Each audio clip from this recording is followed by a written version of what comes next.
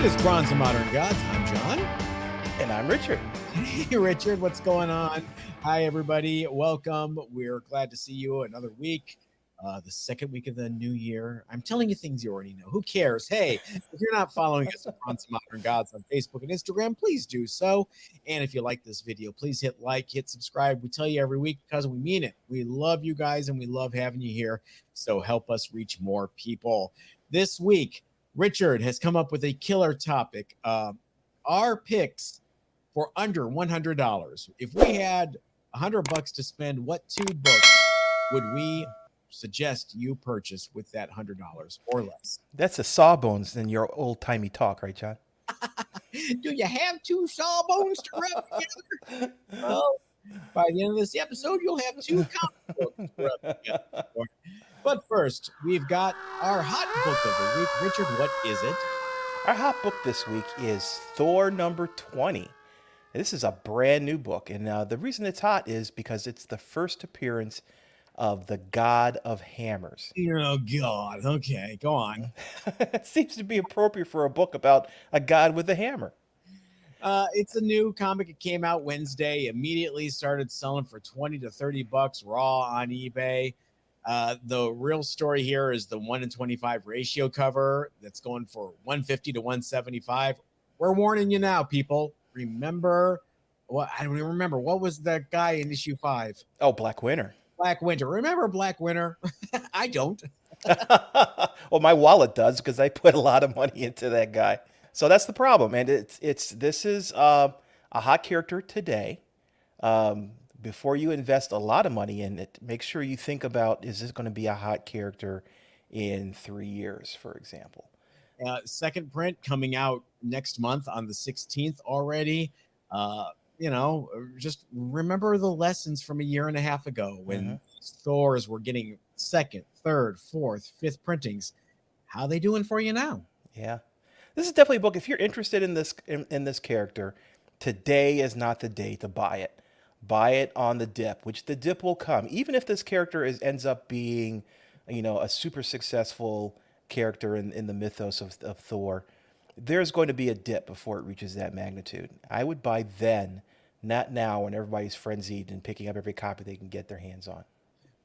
No spoilers, but do you know who the God of Hammers is? Have you read it? Have you read it? It's Thor's son, right? Kinda. Okay. Read the book, everybody, and then make your own call. Okay. Go on Comixology and read it, and then decide whether you want to spend $20 on it. All right, that's all I'm gonna say.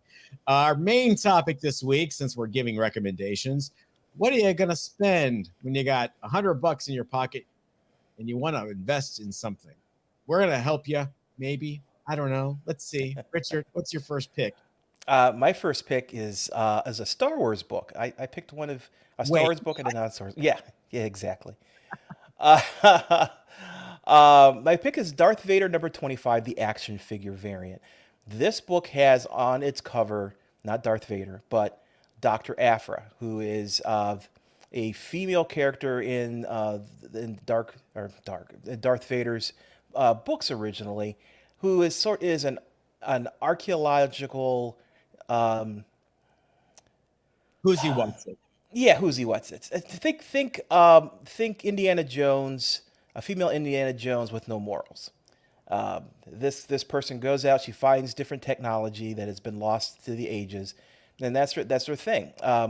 Great character. Started off in Darth Vader issue number 3 in the series, and it really, really took off. The reason why I think this is hot is one of the characters in that same series is Black Kirsten. That's easy for you to say. Oh my God, this name is horrible. Chrysanthemum? That's a good one. We'll go with that. Black Chrysanthemum. Yeah. Black Chrysanthemum is a Wookiee. He is a mean Wookiee. He is a gladiator Wookiee who enjoys torturing his opponents. So he's a pretty bad dude. And he showed up. And I'm going to give a spoiler here. He shows up in Book of Boba Fett episode number 2, briefly, probably for a total of 40 seconds. But it's him. and Boba Fett acknowledges that it's him. And so the thought is, if he's in it, we're going to see Dr. Aphra at some point as well. Does Boba Fett pronounce his name correctly? He does not name him Yeah, specifically. there's the problem. All right. Yeah. But that book, the Black Chrysanthemum book, is going for $75 to $100 now today, because of that brief appearance in that episode. If Dr. Aphra shows up in an episode of either Boba Fett or one of the series coming up, like the Ahsoka series, it's going to be huge. It's going to explode. Right now, you can pick these up for $30 to $40 on eBay, which is what I do. I pick them up and just put them away because you know no one is specking on it right now. So the value of this book really is in this future appearance of this character. But it's definitely something to be on the lookout for. All right. Yet another unpronounceable Star Wars character. Yeah, seriously. Katano, whatever. My first pick for under $100 is one we've talked about on the show. You have talked about this one more than I have, but I agree with you. And that is Ms. Marvel #1 from 2014, the unimaginable 7th print. What?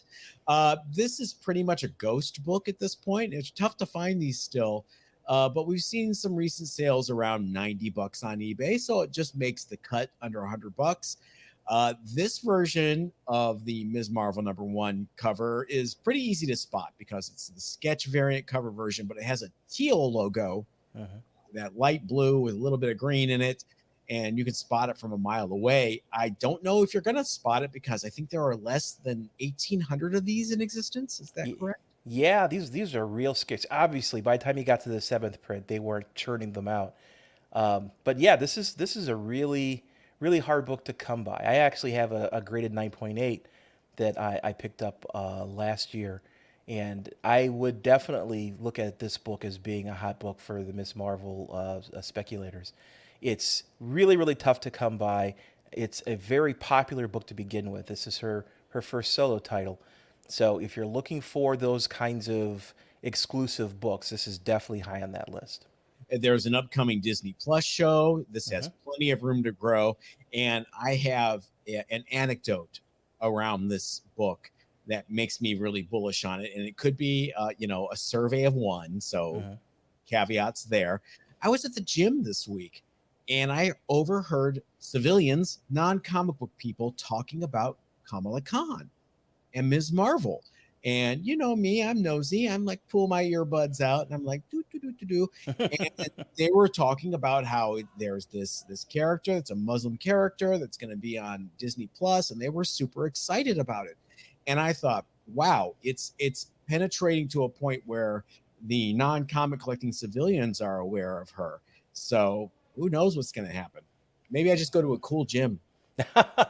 No, I think Marvel's really positioning her. Marvel's positioning a changing of the guard, and I think she's an important key of that, where the old characters that made up the past 15 years are retiring, and we're getting a whole new cast of characters, and I think she is one of those pivotal characters in that group. All right, what do you have next? Next, I have a book that I pick up all the time, Sensational She-Hulk #1. This is the start of She-Hulk's probably most humorous series. She breaks the fourth wall. She doesn't take herself seriously, and I think there's a cheesy '90s logo for the new She-Hulk TV series that's coming out here shortly.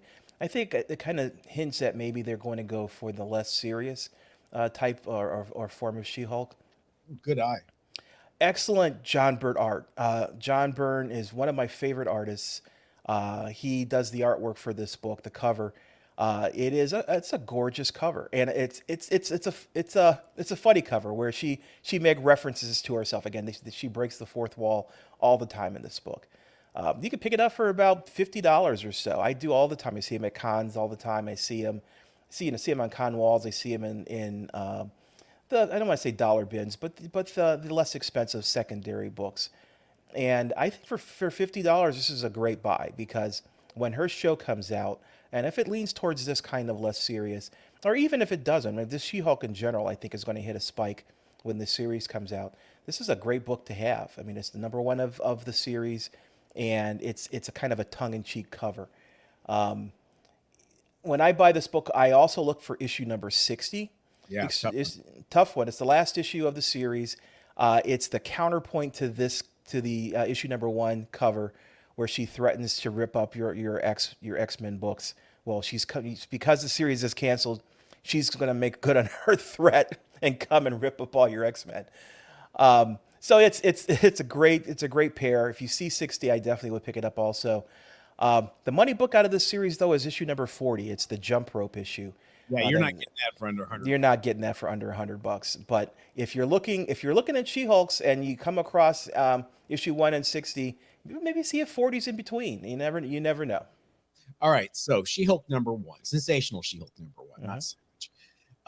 I see this a lot on live sales. I see this a lot when people are selling this book. So I want you guys to stop this and take note. And I don't think anybody's doing it on purpose. I just think they don't know. They always say it's a newsstand because it has a UPC on it. Everyone, there is no direct version of Sensational She-Hulk number 1. They all have a UPC. They did not, for some reason, swap it out. There was no black plate change. There's no direct market edition of Sensational She-Hulk number 1. So they're all newsstands. They all have a UPC. So stop it. That explains why you never see a direct quote unquote copy of this book. Because they don't exist, son. All right. My last one is Weird War Tales number 1. This was a long-running Bronze Age DC Comics title that is near and dear to my heart because it's one of those goofy concept books that can only take place in the 1970s comic book industry. Horror is hot right now. War books always sell. So let's do a horror war book where ghosts fight. There were some precedents for this with the Haunted Tank and GI Combat and stuff like that. But this was a book 100% devoted to just what it says on the tin, Weird War Tales. Now, this is a tough book in high grade. It's a double-sized 25 center back when DC was experimenting with that size. It's pretty expensive in high grade. However, lower grades are readily obtainable under $100. Here's why I'm recommending this book. If you find one under $100, you're going to sell it. It always sells no matter what. No one's hyping this book up. No one talks about this book. But every time I see one at a convention, I go back a half hour later, she's gone.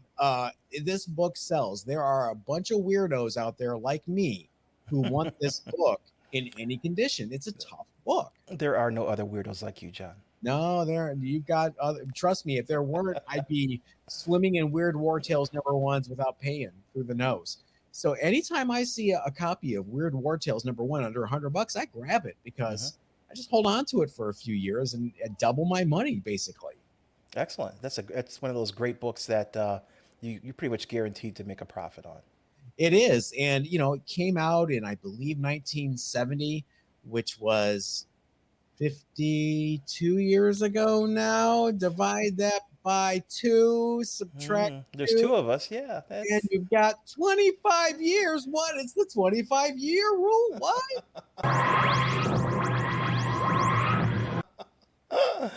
All right. This is the first bad segue of the year. So let's just rip that Band-Aid off. Okay, we got it done. All right. 25-year rule for this week is a book that I love. Well, a character that I love. Not a book that I love, a character that I love. And that is Badger, number 1 on the cover. But inside, it's volume 3, number 78. What? Okay. This was the first issue from Image Comics of this long-running independent title. So volume 1 was a long run that went through the 1980s at First Comics. After that, volume 2 was Dark Horse Comics. This is volume 3, right, at Image. Now, Mike Barrett is a purist. He liked to keep the numbering. He didn't like rebooting it over and over, so he made a compromise. Reboot it on the cover, call each new number 1 a number 1, but I wanted to say number 78 in the indicia, which, okay, there you go. This was Mike Barron's crazy animal-loving creation. which he had many legal wrangles over the copyright. I believe when first comics went out of business, there was all sorts of drama over who owned what. They were able to work it out. Now, I'm just going to tell you the synopsis from this issue from comics.org, okay? The Badger and Lamont, a talking buffalo, stop Simon Pythias and his giant cockroaches from destroying the Wisconsin legislature. Oh my God. Wow. Yeah. How do you not want to read this comic book? I know. That's awesome. That says it all, doesn't it? That describes the Badger to a T. I was a big fan of this book during the first comics days. Then I never really followed it after the first cancellation. Our mutual friend Forrest, used to read this book too. We loved the Badger. This comic will run you about a whopping $2 on eBay. So you're not going to be out of money if you're looking for Badger #1, Volume 3, number 78. However, let's move on to our underrated books of the week for a book that will cost you a little bit more.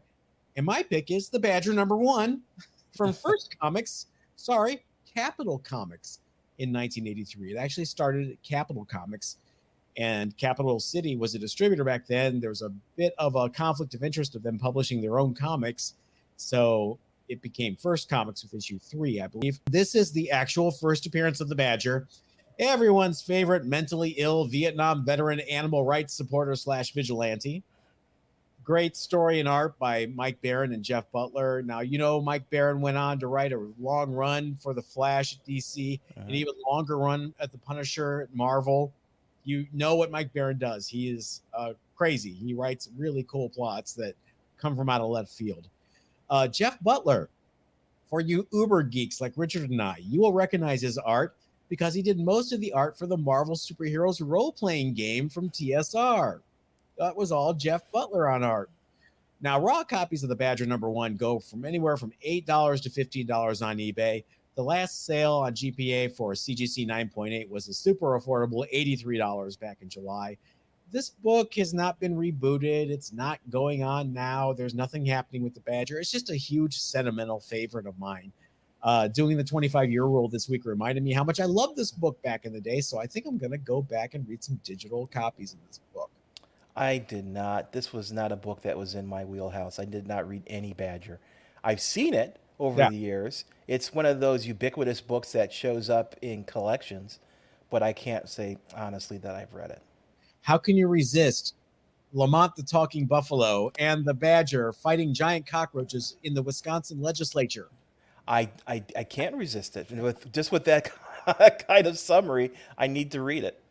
I think you do. And everyone else out there, go read The Badger. What do you have?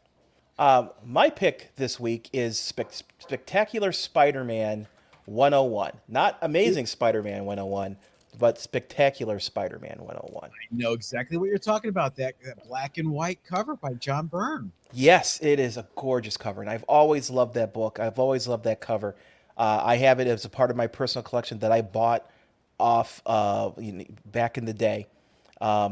It is a iconic cover. Spidey in his black suit against a black and white background, just amazing. It's been there's been homage to it here recently. It's starting to gain traction with collectors. The one thing about the Spectacular Spider-Man series is it just doesn't get any respect. It is the Rodney Dangerfield of Spider-Man titles. It's always also ran. You have over 100 issues with Sal Buscema art. God bless the guy. He was a craftsman, but not really exciting in the art department. No, and the stories in it always seem to not be as connected as the stories in ASM. They weren't consequential. Right, exactly. But so that means this book is probably in a lot of runs of Spectacular Spider-Man, and people may be sitting on these books and not really realize it. The value of this book has really started to spike, and I think now is the time to buy it before it really starts to hit its heights. There's a Mark Jewelers version of this book and a Canadian price variant of the book. The Canadian price variant is rare. There's only 15 total on the census.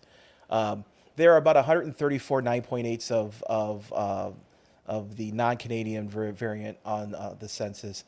And the book for a 9.8 is going for, the 98-day average is $388. So, wow. Yeah, it's to me it's one of those affordable classics. You know, you're not gonna see another original cover like this, and it's easy enough to find this book in, like as I said, in pre-existing spectacular Spider-Man collections like mine. I just went into my collection 20 minutes ago and pulled it out because it was sitting in there. But is it a 9.8? I bet you this is a real tough book in 9.8. Look at that black cover. Yeah, yeah. This is not. There's a couple corner things going on with this book, so I don't know if I qualified as 9.8. But yeah, that black cover is just brutal. My thought though is if somebody bagged and boarded their spectacular Spider-Man collection like I did, and it's been sitting there for the past 30 years like mine has, uh, there's a potential of of getting a high grade for it. The 9.8s there are also always going to be difficult, and even more so that Canadian price variant in the 9.8 is going to be brutal to find. This is a really good pick because as much as people are now focused on covers, iconic covers, classic covers, this one is a sleeper. Dude, good job. Oh, Look at thank you. you. Look at you digging deep, pulling out the cool stuff. All right. Well, if you want more of that, make sure you hang out this week and join us on our bonus episode this Friday. And follow us at Facebook and Instagram at Bronze and Modern Gods. Visit the website. Someday I'll update it. Like this video, hit subscribe, and hit that ding dong notification bell so you know whenever we go live. Right, Richard? Right, John. All right. We will see you then. Have fun, everybody. Yep. Everybody, stay safe.